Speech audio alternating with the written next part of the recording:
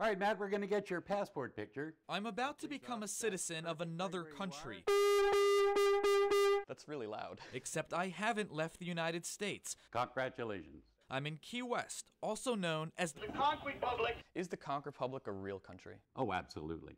Without question. Sir Peter Anderson is the self-appointed Secretary General of what he calls the world's first fifth world nation. Well, I packed my bags and bought myself a ticket for the land of the tall palm trees. This is not a real country, of course, but try telling that to him. So because no one said to you that you guys aren't a real country, that means that you guys are?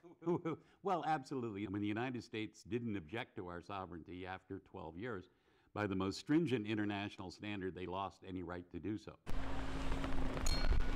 For Anderson, the Conch Republic isn't some mythical Margaritaville. It's big business at its best. So every time a bumper sticker gets sold, do you get a cut of that? If they've got my logo on it, yeah. Sir Peter drove me around in his Conch car, at least when it was working. We just stalled.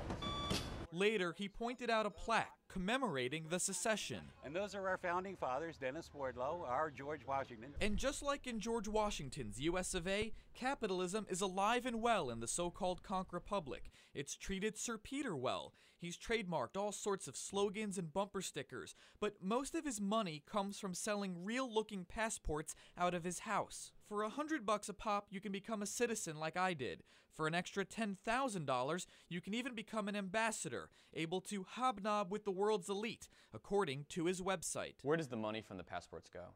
To sustaining this office? To you. Eh. Isn't $100 or $10,000 excessive for what is essentially a novelty passport? Well, you know, I will stay out of your pocket if you stay out of mine. It's hard to know how much is in Sir Peter's pockets. He declined to show me his tax records, but says his business has made him a millionaire, saying he's issued 200,000 of these Conch passports. We don't represent our passports as being valid travel documents. That said, people have been accepted on them all over the world. I've been admitted on multiple occasions in the United States on my diplomatic passport. You can see why some might be fooled. Nothing on these passports indicates it's not legit. In fact, some might think it's deliberately misleading, saying the document is valid for all legal purposes when traveling. Shouldn't it say somewhere on them that they are for novelty purposes only? No. Why not? There's no requirement for us to do that. Other nations around the world have the opportunity to recognize these passports or not. Sir Peter says people who order these passports from him know it's all a joke. So you don't need to explain it to them, they just already know. Correct. Do you worry that these very real-looking passports at all jeopardize U.S. security? No, not at all. Nor do I think anybody in the United States security apparatus thinks so.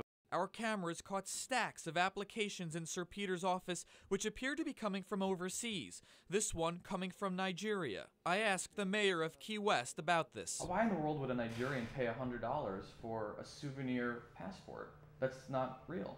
I have no idea.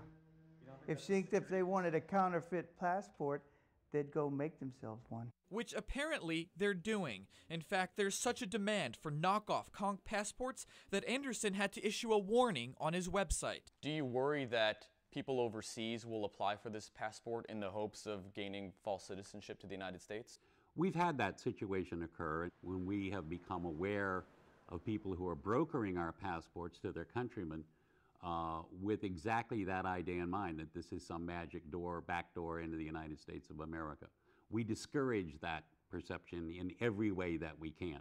Anderson says he's just trying to bring more warmth, humor, and respect to a world in sore need of all three. It's a phrase he's trademarked. But authorities weren't laughing after 9/11. The FBI officially investigated whether Sir Peter sold a passport to one of the hijackers. It was never proven. The article is framed above his desk. And Anderson now claims he works closely with Homeland Security. But when I asked Homeland Security about that, they wouldn't talk to me. Actually, neither would the State Department, the Justice Department, Customs and Border Patrol, or the Monroe County Sheriff. If tourists are at all confused about the passport's authenticity, the city isn't helping things. At Key West International Airport, travelers are greeted with a Welcome to the Conch Republic sign, a giant mural of the Conch flag, and a mayor who refers to himself as the Prime Minister. Do you ever see a day when the Conch Republic will be recognized across the world as a legitimate country? Well, that's my dream. That's my dream. For now, Sir Peter says the Conch Republic represents what's best about America. But he's still claiming dual citizenship. In Key West, Matt Grant, Fox 4 in your corner.